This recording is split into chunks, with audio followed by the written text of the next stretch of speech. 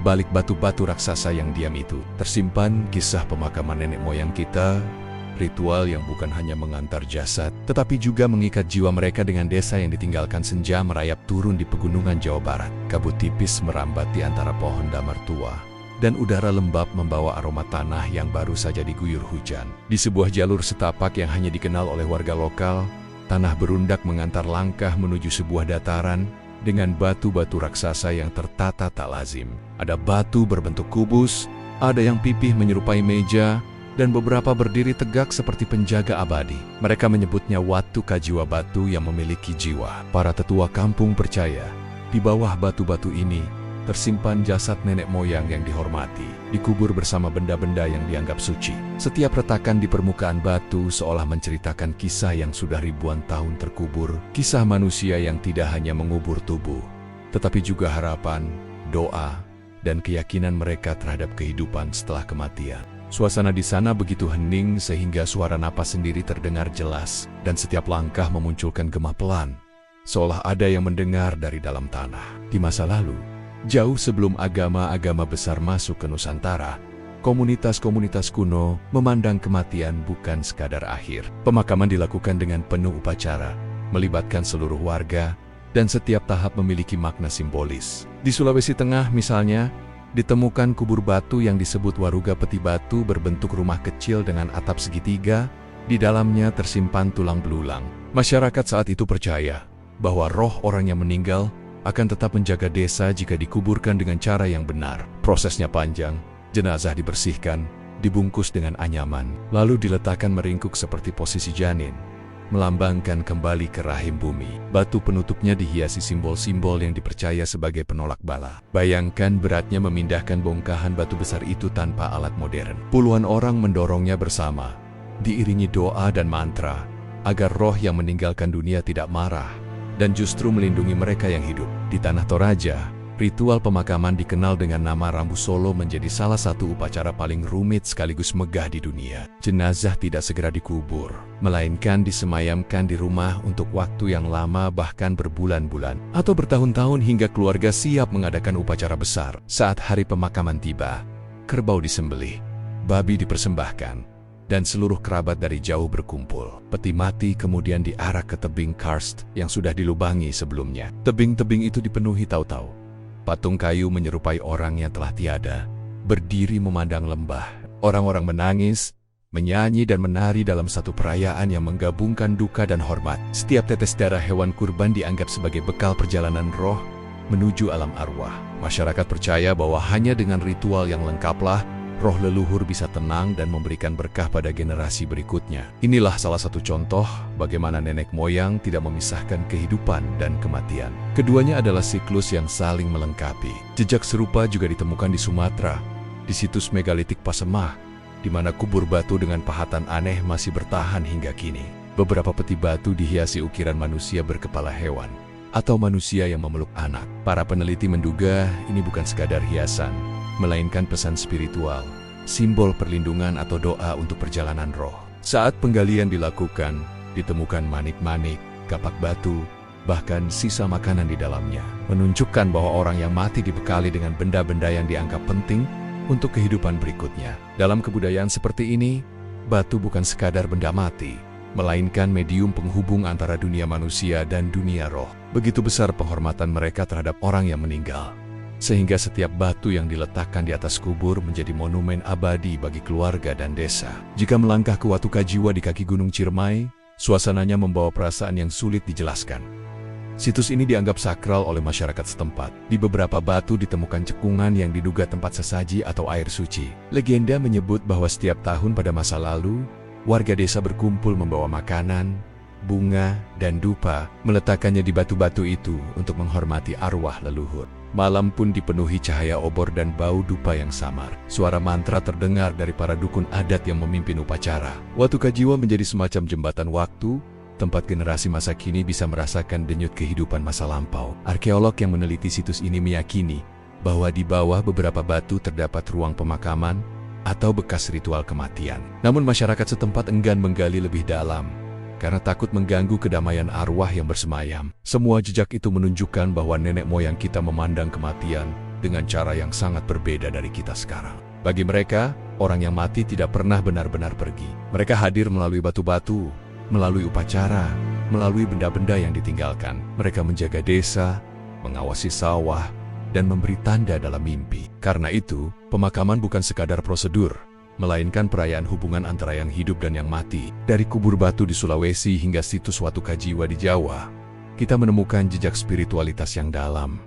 Keyakinan bahwa kehidupan setelah mati adalah kelanjutan dari kehidupan itu sendiri. Dan di balik semua itu, batu-batu kuno berdiri diam, menyimpan rahasia yang hanya bisa diungkap dengan hati yang sabar dan penuh hormat. Di berbagai penjuru Nusantara, jejak ritual pemakaman leluhur masih berdiri melalui batu-batu besar dan pahatan kuno. Di Jawa Barat terdapat situs Watuka Jiwa Tanah Lapang dengan susunan batu yang dipercaya sebagai tempat peristirahatan jiwa masa lalu. Fragmen tulang dan pecahan gerabah yang ditemukan di sana menunjukkan bahwa wilayah tersebut pernah menjadi pusat upacara sakral. Setiap retakan di permukaan batu seolah menyimpan cerita tentang bagaimana leluhur menghormati kematian, bukan sebagai akhir, melainkan awal perjalanan jiwa menuju alam lain. Malam-malam penuh mantra dan dupa, bunga liar yang ditebar, dan gema doa dalam bahasa kuno masih terasa auranya bagi siapapun yang berkunjung ke sana. Di Tanah Toraja, Sulawesi Selatan, pemakaman bukanlah prosesi biasa, melainkan perayaan besar yang dikenal sebagai Rambu Solo. Jenazah disemayamkan lama di rumah,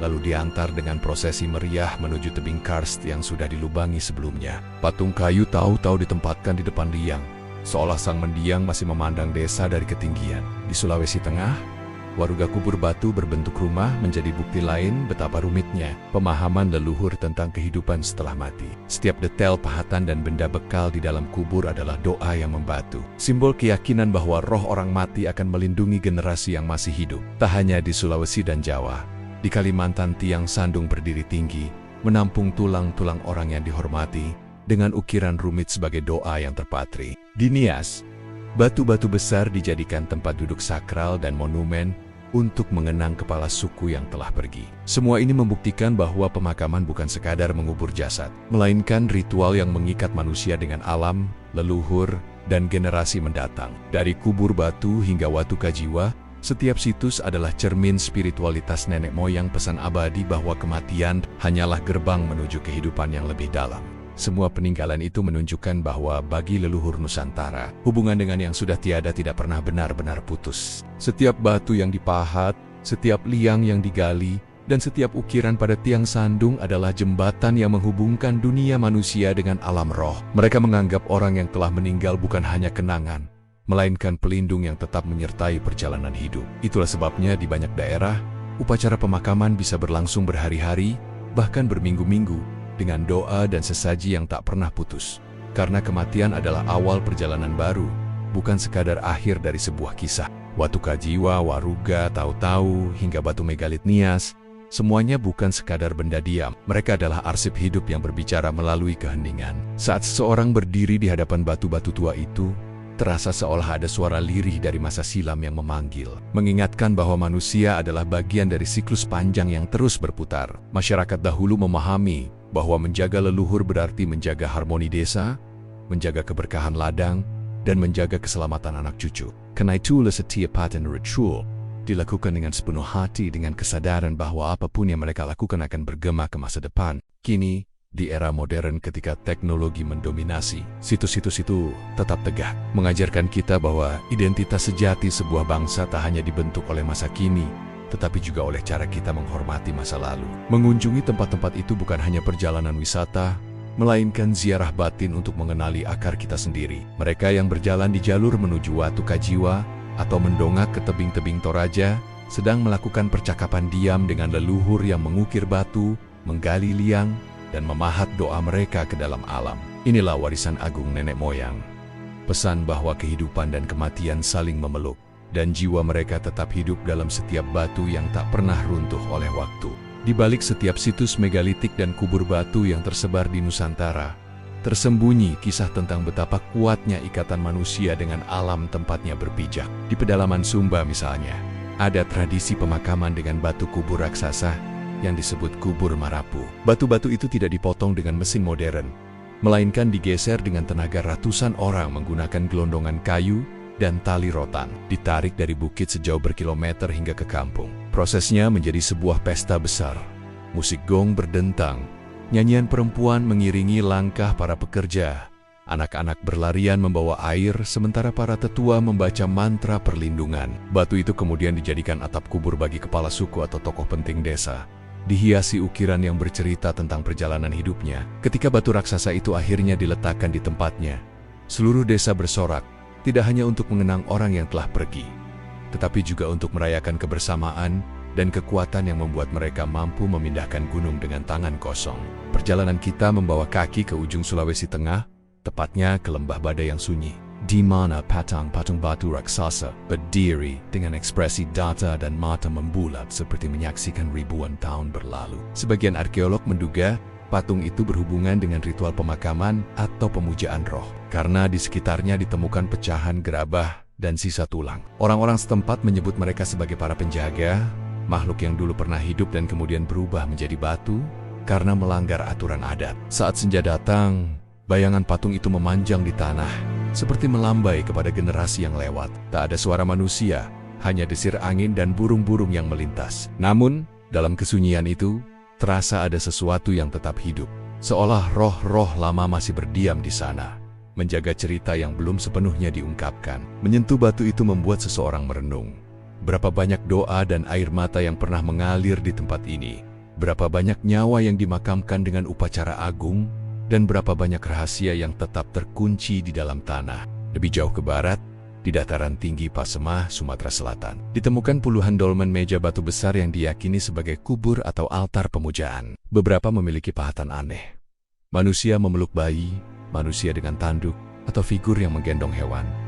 Gambaran itu membingungkan para ahli. Apakah ini simbol kesuburan, perlindungan, atau cerita mitologis tentang asal-usul mereka? Penduduk lokal bercerita bahwa dolmen itu adalah tempat meletakkan sesaji untuk leluhur, terutama saat musim tanam atau panen. Malam hari sebelum upacara, perempuan desa menenun kain putih, anak-anak memetik bunga liar, dan para tetua menyiapkan makanan tradisional. Ketika semua berkumpul di dolmen, doa diucapkan bersama, lagu tua dinyanyikan dengan lirih, dan dupa dibakar hingga asapnya melayang ke langit. Setiap detail kecil dalam upacara itu adalah doa yang diwujudkan.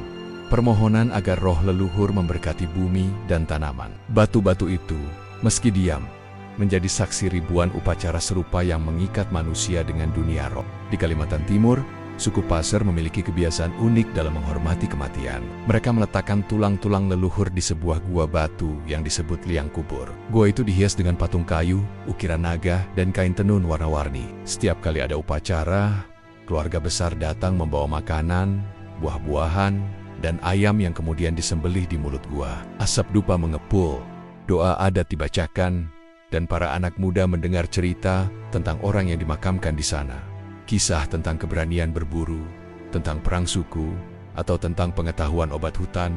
Gua itu menjadi semacam arsip hidup, tempat memori turun-temurun disampaikan dengan penuh hormat. Saat seseorang berdiri di mulut gua, ia tidak hanya melihat tulang belulang, melainkan juga merasakan napas sejarah, suara bisikan masa lalu yang menegaskan bahwa orang yang telah tiada tetap hadir dalam kehidupan sehari-hari mereka. Di tengah segala perbedaan bentuk dan nama, ada satu benang merah yang menyatukan semua ritual pemakaman nenek moyang Nusantara.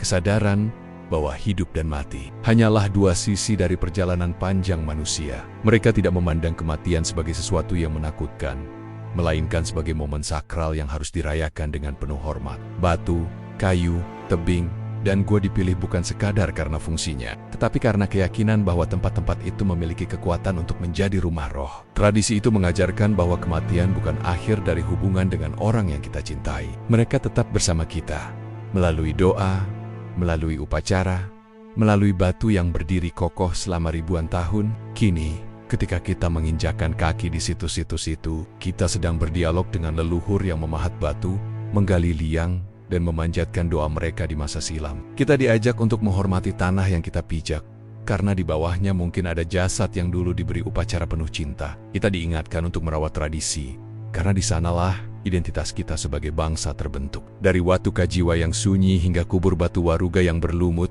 dari tiang Sandung Dayak hingga dolmen Pasemah, semuanya adalah pesan abadi, bahwa manusia yang tahu cara menghormati kematian adalah manusia yang benar-benar memahami makna kehidupan.